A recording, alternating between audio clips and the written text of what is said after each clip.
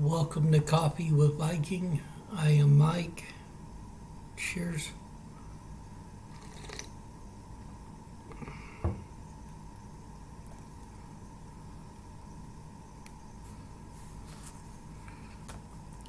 Genesis.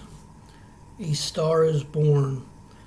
Astronomers theorize that a star develops inside a dense cloud of gas and dust.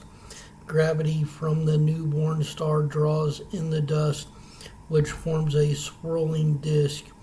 Jets of some kind of material seem to spray out at both poles, based on evidence gathered from peering into these clouds with NASA's Spitzer Space Telescope. Genesis doesn't answer questions about exactly how the universe was created. Instead, it answers the question of who created it. When a perfectly good world goes bad, God creates a wonderful universe with the perfect world for humans, but it doesn't stay perfect for long. If God's to blame, it's for giving humans the freedom to make their own decisions. The Bible, however, teaches that humans are the ones responsible because they misuse the freedom. God creates the first couple, Adam and Eve. He gives them the run of the planet and only one rule to obey. It's one rule too many. They aren't supposed to eat fruit from a particular tree, but they eat it anyway. This sin not only hurts their intimate relationship with God, it somehow contaminates the entire world like a spiritual toxin that breaks into the physical dimension. Paradise is lost. The rest of the Bible is the story of God's working to rebuild his relationship with humanity, to get rid of sin, and to restore his perfect creation. Genesis tells about the beginning of God's restoration plan.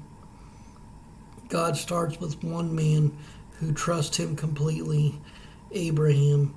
God promises to produce from Abraham a race of descendants who will be devoted to the Lord, a chosen people who will teach the world the value of choosing obedience to God over disobedience. Abraham has two sons, Ishmael and Isaac, but only Isaac will continue the family line that produces the chosen people. Isaac also has two sons, Esau and Jacob, but only Jacob's family grows into the nation devoted to God. Jacob has 12 sons, and they become the founding fathers of Israel's 12 tribes. By the end of Genesis, Jacob's extended family has fled a drought in what is now Israel. They are living as welcome refugees in Egypt. Unfortunately, they will wear out their welcome, but that's the story of Moses in the Exodus.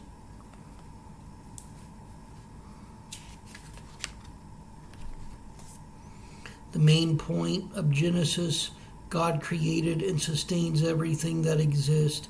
Though sin damaged God's creation and his relationship with humanity, God is at work in the world restoring both. The writer. The book doesn't name the writer. An old Jewish tradition says Moses wrote the first 5 books of the Bible, Genesis through Deuteronomy.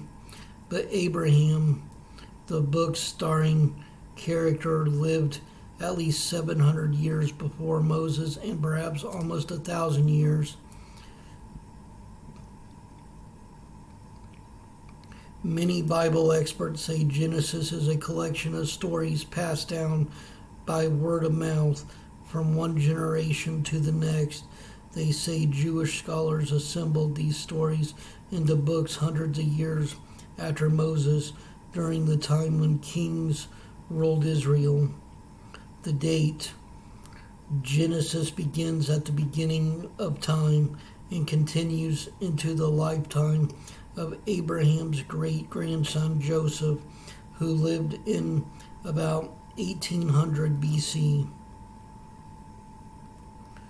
The location: the stories cover a lot of Middle Eastern territory, including what are now the countries of Iraq, Syria, Turkey, Israel, and Egypt.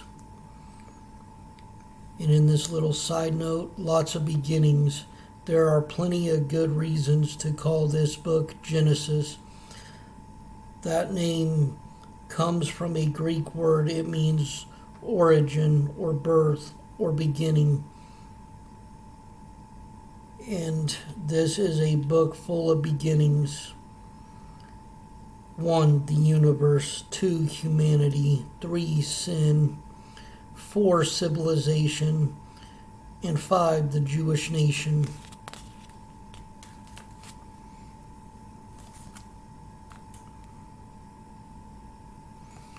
And in chapter 1, Creator at work.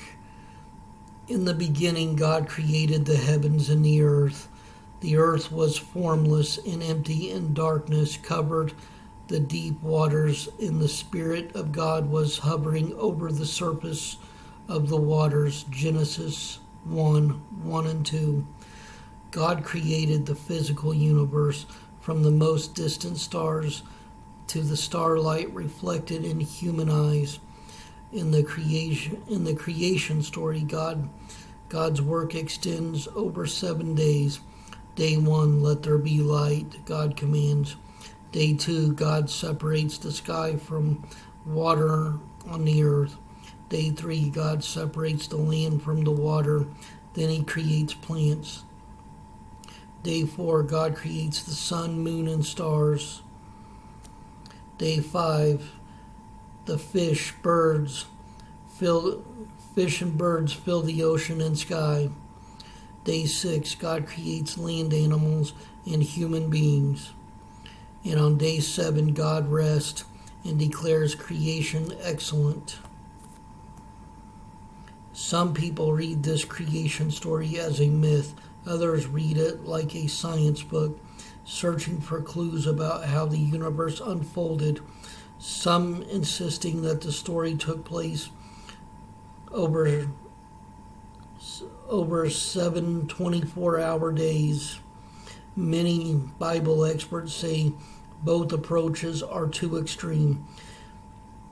The story is no more a myth than God is, because the point of the story is to show that God created everything.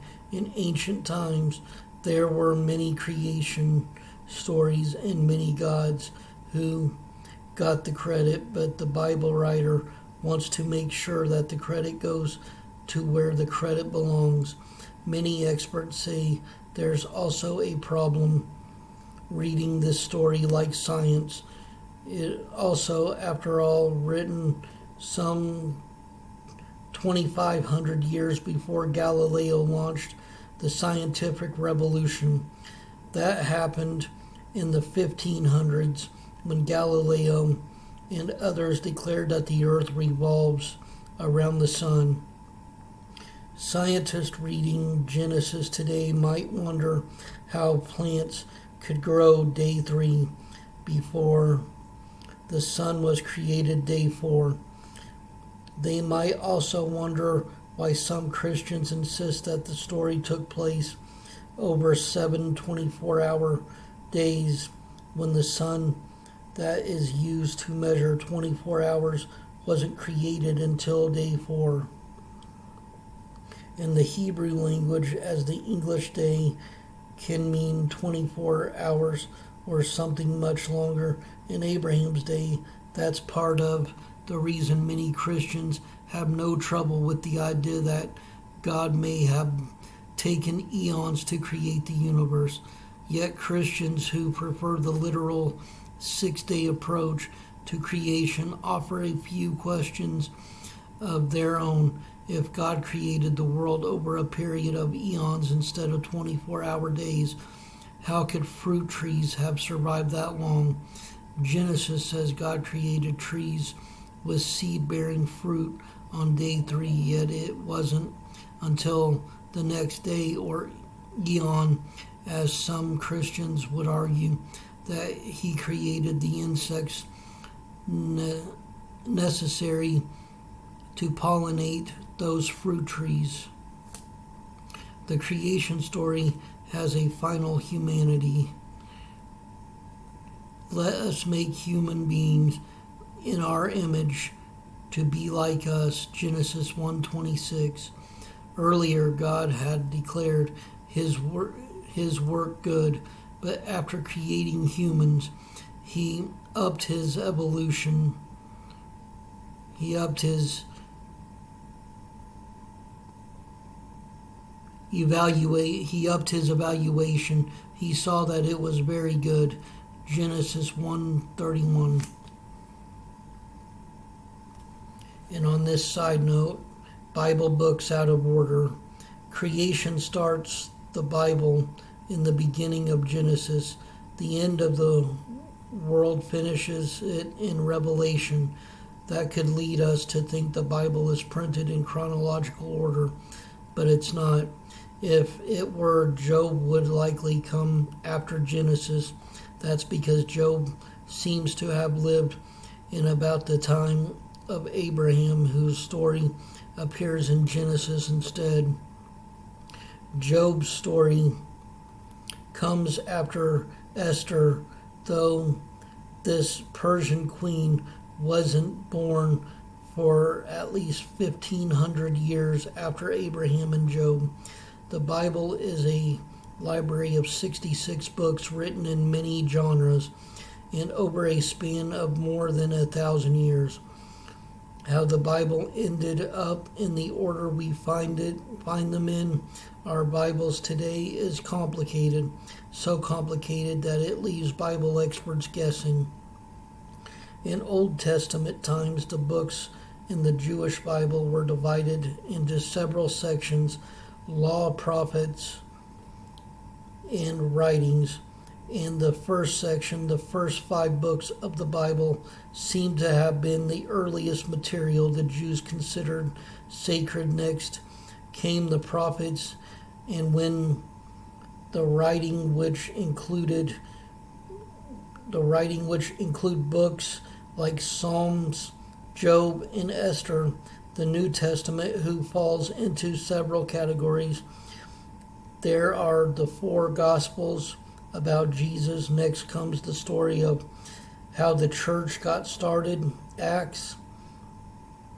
Then there's a stack of letters generally arranged around the longest to the shortest. That's why Paul's 16-chapter letter to the Romans came from the Judes. Came first, and Jude's 1-chapter letter came last. The prophecy in Revelation wraps up the Bible, turning all eyes to the future that God has in store for his people.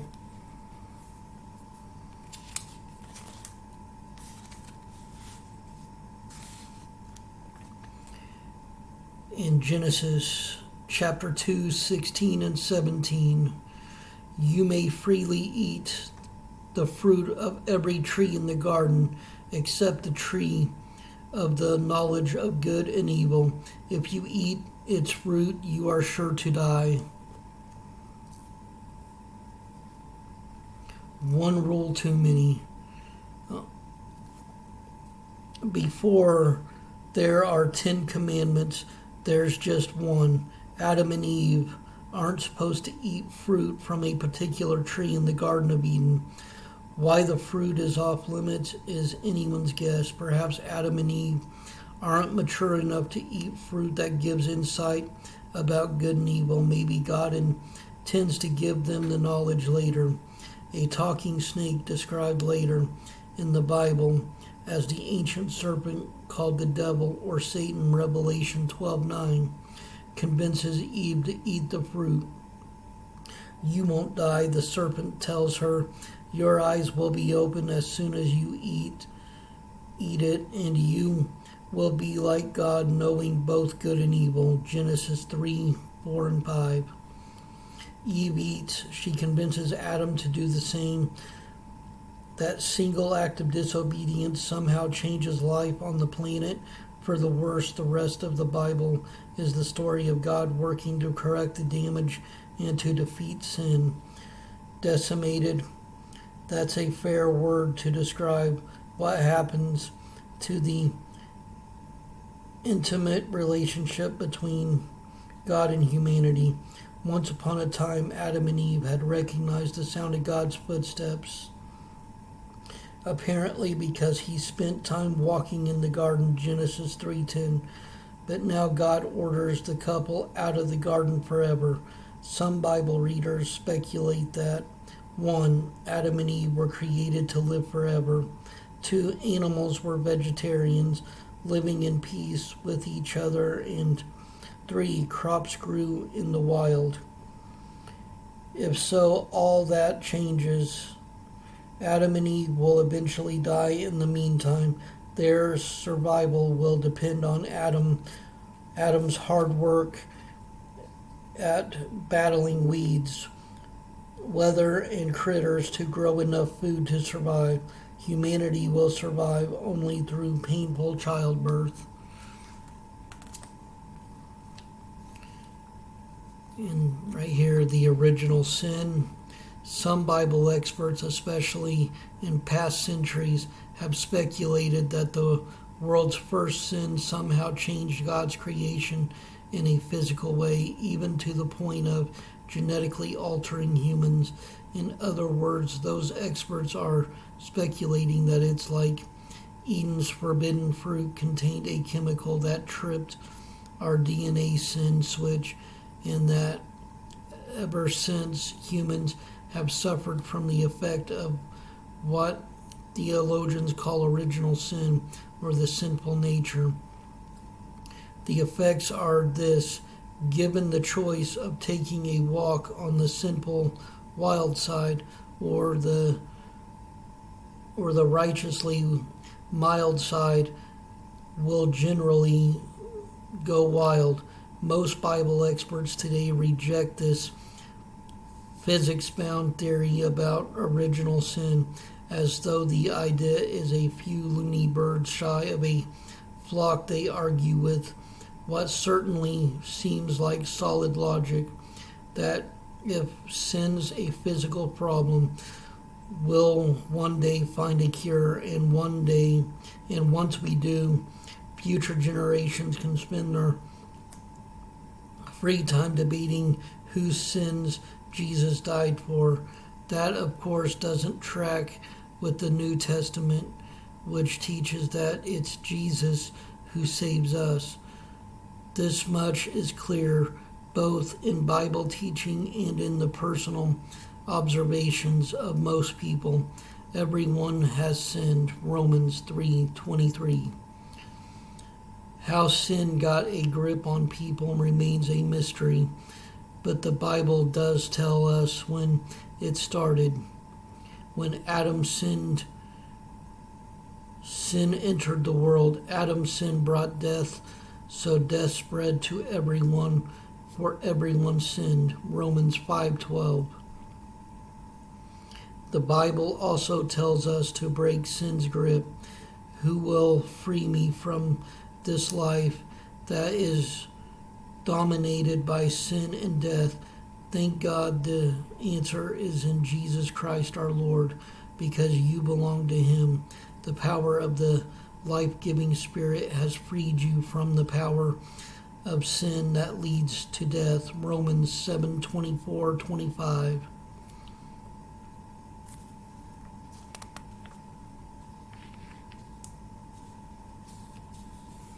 And one more side note here. Why are we here? That's the big question. Why in the world did God create human beings? Was He lonely? Did He have the same desire for children that many adults have today? Did he want someone to love and to love him back?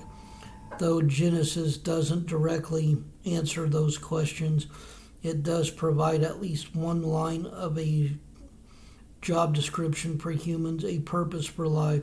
They will reign over the fish in the sea and birds in the sky, the livestock, all the wild animals on the earth, and the small animals that scurry along the ground. Genesis 1:26.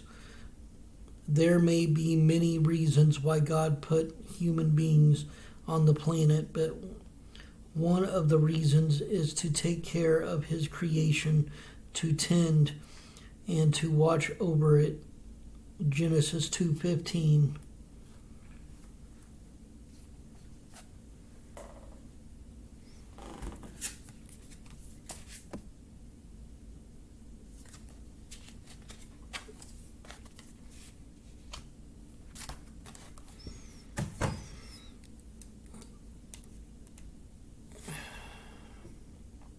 Stay blessed. Stay caffeinated.